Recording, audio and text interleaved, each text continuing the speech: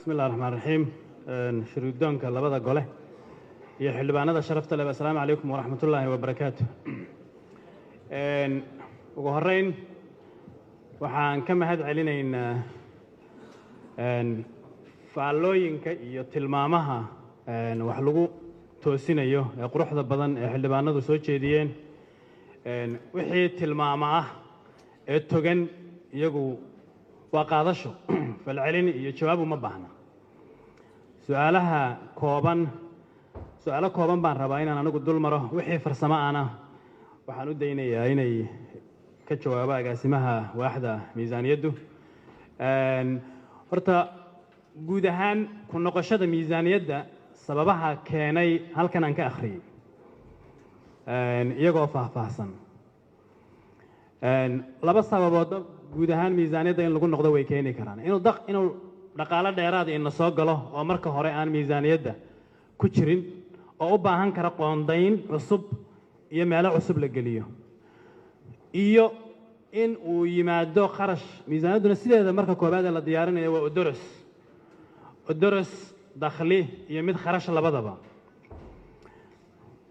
6 bilood kadib miisaaniyadda markii aynu miisaaniyaddeennii hore diyaarinay waynu uga dhownahay inaynu qiyaasta rasmiga aynu isleenahay haddii dakhli laga hadlayo iyo kharash labadaba qiyaastii ka sii dhow baynu qaadan karnaa. laakiin weli ku noqoshadu waa odoros. waxa rasmiga ahi waxa ay dhacaysaa marka miisaaniyaddu dhammaato ayaa la ogaanayaa maxaa dakhli soo galay, maxaa kharash la bixiyey. laakiin waxaa jira sidaynu sheegnay bartilmaameedyo laynagu cabirayo oo la ilaalinayo inay tahay inaan laga hoos marin marka kharashka dakhliga laga hadlayo, iyo kharashaad heer la rabo inaynaan kor u dhaafin. sababaha saa loo yeelayna waxa weeye waxaa la og yahay haynteennu intay tahay. sidaa daraaddeed waa inaynu galnaa nidaam gunti isku giijisa oo waxa aynu haysanno aynu qorshaysannaa. marka miisaaniyadda hadda idin hor taalla ee ku noqoshada ah waxbaa laga jaray oo dakhliga maxaan ku dhahay kharashaadka joogtada ah 27 milyan baa laga jaray sidii halkan ka sheegay. mashaariicdana waxaa ku yimi dhimitaan dhanka kharashaadka ah oo macnaheedu tahay mashaariicdan maadaama hay'ado kala duwan oo dawladda ay gacanta ku hayaan heerka fulintoodu waa kala duwan tahay. marka 6 bilood kadib markii aanu qiimayn samaynay waxaa noo muuqatay in loo baahan yahay in la dhimo si aynu xaqiiqada ugu dhowaanno markaynu eegno awooddeenna fulintu inta ay leeg tahay kharashaadka aynu fulin karno inta uu noqon karo. sidaas daraaddeed baa looga jaray iyadana 22. laakiin mashaariic kaliya lagama jarin, kharashaadkeenna joogtadaana waxbaa laga jaray iyada oo lagu salaynayo dakhliga la filayo inuu ina soo gelayo. waxaa lagu celceliyey oo su'aalaha soo noqnoqday ka mid ahaa hay'ado kala duwan oo ay mudnaa in waxaa hadda u qoondaysan wax ka badan inay helaan.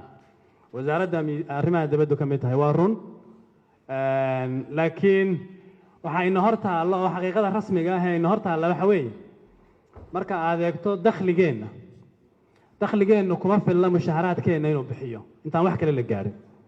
mushaharaadkeenna iyo gunnooyinkeenna keliya ma bixin karo dakhliga gudaha aynu ka soo xaraynaa.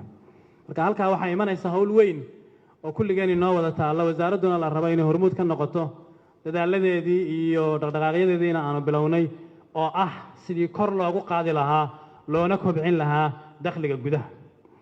waayo marka ay inaga dhammaato dayn cafis waxaa la rabaa inaynu ku fillaanno kharashaadkeenna joogtada ah. waxay noqonaysaa xabaal iyo ninkeed loo kala teg. culayska intaa leeg baa runtii ina hor yaalla oo ay tahay inaynu gudanno. marka yaas waa mudan yihiin hay-adahaasoo dhammi in ay helaan wixii ay hawsha ku fulin lahaayeen. laakiin waxaa dhinac taalla hayntiibaa iyana dhinac taalla oo u baahan in lagu xisaabtamo.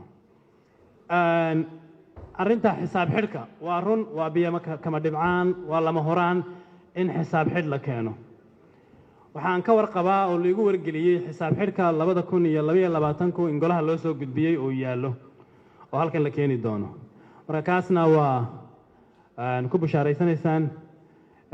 inta dambena insha allahu waxaanu ku dadaali doonaa in xisaab xidhada muddaysan sidooda loo fuliyo haddii eebba yidhaahdo. hay-adaha laga jaray kharashaadka la dhimay inta badan hay-adaha fulinta laga wada jaray layman mucayanaana la taargetgareeyey oo la jaray oo sharxi doono agaasimuhu laakiin si dheeli tiran baa loo jaray hay-aduhu waa kala duwan yihiin waxaa laga yaabaa marka arrimaha dibadda laga hadlayo inaana diiradda saarin safarada because shaqadeedaa safarra u badan hay-ado kalena in diiradda la saaro in safarada